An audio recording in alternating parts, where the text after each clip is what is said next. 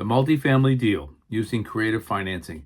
I want to talk to you today about how you can buy a property with no bank loan at all. Okay. This isn't your typical real estate story.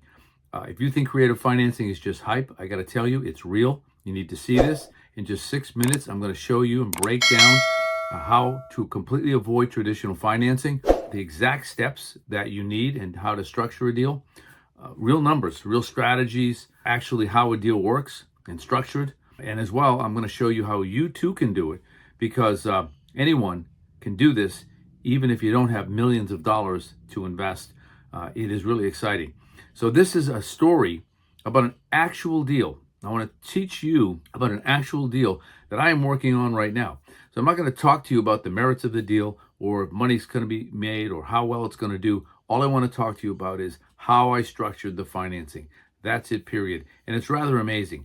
Now, let's start out, first of all, talking about the unusual concept of not about financing, but about your seller. What's your seller all about? What's he trying to achieve? What's his age? How long has he owned the property? You have to be inquisitive. You need to talk to your broker who's working with you on the deal, or if it's direct to the seller, find out what they need, what they're trying to achieve. This particular case, I identified a seller that is dealing with, sadly, an illness, going to be retiring, has a property that he's owned for many years and really needed to exit this property, and was time to move on.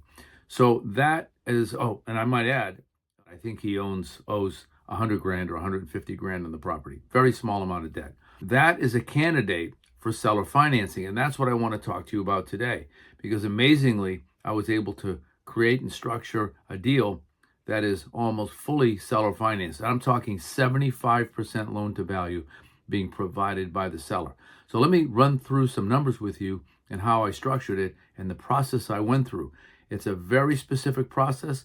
It takes time, it takes some effort, but it can result in exactly what I accomplished here, and that is an amazing seller financing structure in this investment deal. So this deal was on the market. It's a multifamily property. The price that he was asking was $6 million for this property.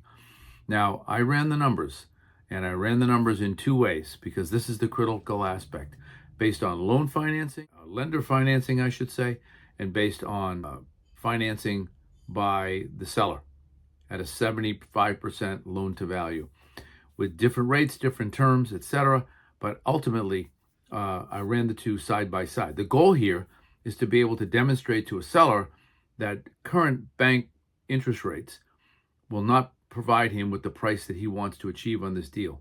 But if he provides financing, you can get higher on the pricing and provide him overall with a better return in his investment dollar and cash flow while he waits. And that's what I accomplished.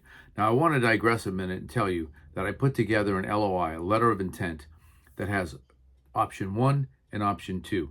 And option 1 is bank financing, and the price that I'm willing to pay for that based on current interest rates.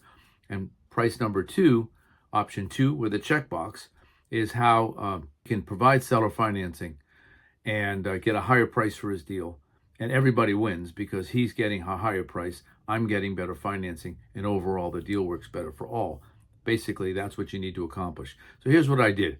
I underwrote the deal, and I underwrote it at a 7% interest rate, which at the current time was the rate a few months back, because this deal right now is under contract. 5% interest only interest rate for 5 years using seller financing with 7% interest rate, and the deal debt service covered at a 125 debt service cover, which, at $4.5 million, that's well below what he wanted to sell this property for. I then underwrote the deal at a $4.125 million as him taking back paper on this deal, and the deal priced out where it worked at $5.5 million, just $500,000 below his asking price. And ultimately, when he looked at both of these side by side, he realized that the best deal for him was to provide seller financing. So I took it a step further. In my LOI, and I'm going to look at it here on my computer screen if you don't mind, because I'll give you some real numbers. In my LOI, I offered him $4.5 million. Bank, obviously bank financing is what that was going to occur. And then I offered him 5.5 million, 5% interest only for 5 years. That was 60 months, and it will balloon $4.125 million. Ultimately, he would end up, if you add the interest back, with 6.5 million, 6.531250. So instead of selling it at 6, he actually is going to end up with 6.5 million ultimately, and a cash flow of $17,000 a month throughout the life of the deal.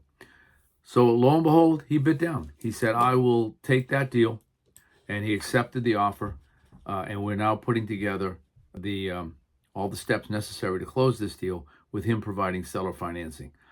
Look, these are real strategies. This actually works. I actually got an investor that accepted it, and I will tell you that this property is being purchased at a 6.25 cap.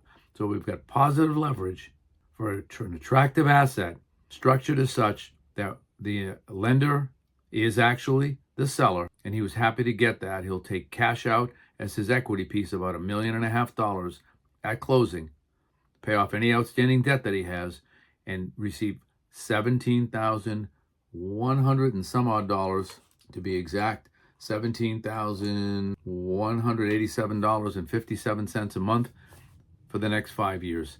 And that will create an amazingly strong cash flowing asset. So this is how you do it. Let me ask you this. If you had a chance to do a deal like this, would you do it? Answer yes or not yet if you want. I want to hear your take on it. And if you want to learn how to structure creative deals like this, comment structure to get access to our exclusive webinar series.